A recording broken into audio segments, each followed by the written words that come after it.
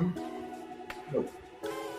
Hello, everybody. We are back live from Turing Growing Smile Congress, and we are with Dr. Kevin Boyd.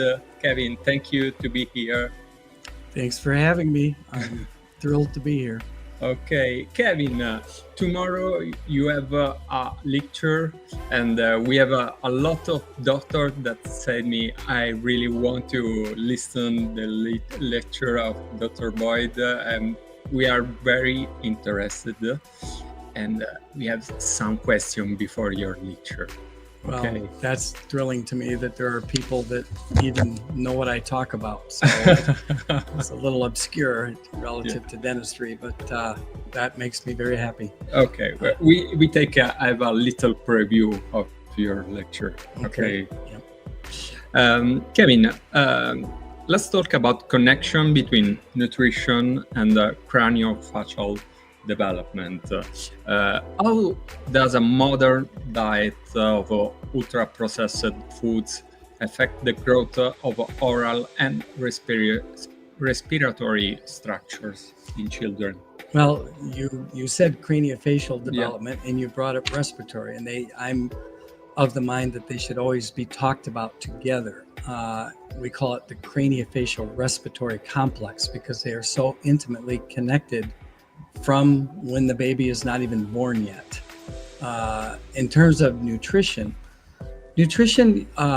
really is taught. I have a master's degree in nutrition and dietetics, and it was a biochemistry degree. Essentially, all they talked about was nutrients and substrates, structural substrates, and energy substrates, calories, and proteins, and carbohydrates, and vitamins and minerals.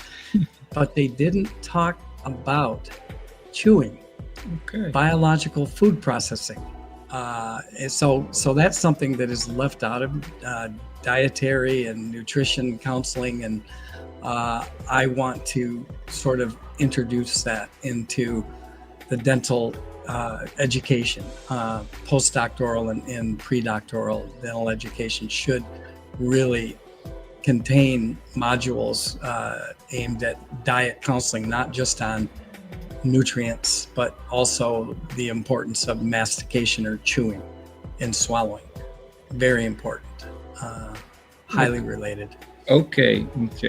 What preventive measure could parents take to ensure a balanced craniofacial growth with their children? Well, it starts in utero, actually, when the baby is still forming as a fetus inside the mother. What the mother eats. A new article just got this morning in Science Magazine, the journal Science, that moms, when they're pregnant, if they eat too much sugar, it's going to impact the baby's taste, and they are going to crave sugar when they're born. Too much sugar in early childhood can predispose them at high risk for cardiovascular disease, overweight, many bad things. Sugar should be limited in childhood when the baby's born and growing into preschool age years, the first 5 years of life.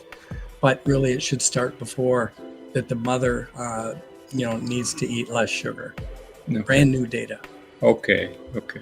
Let's talk about respiratory impact of dentofacial structure. How might be intervened in a young patient with narrow arch? Well, first of all, young needs to be defined. A 12-year-old is young compared to a 22-year-old, and still considered a child. The American Association of Orthodontists considers an 18-year-old a child. So I like to talk about early, middle, and late childhood. And early childhood, as defined by the Academy of Pediatric Dentistry, is under 72 months of age, under 6 years old. And I like to prevent children from getting narrow jaws, and you can pick it up when they're 1, 2, 3 years old. And it does not self-correct on its own. So I'm all for at least assessing risk and telling the parents this is not going to get better if your 2-year-old has a narrow jaw. It will not self-correct. And that's backed up in literature going back 100 years. So I just say, let's not let it progress after it's first recognized. But sometimes, I don't get the kid's a new patient, moved here from, Boston, and he's 8 years old. Well, that's the earliest I could intervene. 8, because I didn't know him when he was 2. But biologically, you can pick this up very, very early in life, even before they have all 20 of their baby teeth. Usually by 2.5 or 3 years old, they have all 20 baby teeth. And that is, according to the literature, going back to 1922, 30 months of age is the ideal time to first assess that a child has a narrow upper jaw and that you can start widening that jaw. I am very much, that's what I do in my practice every day, all day. Okay. Kevin, I have a personal question about Gen Z or Alpha.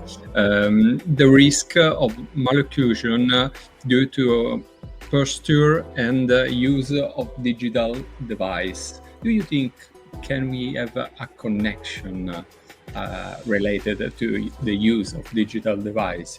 Well, in terms of malocclusion etiology, the cause of malocclusion, and the whole, we call it screen time.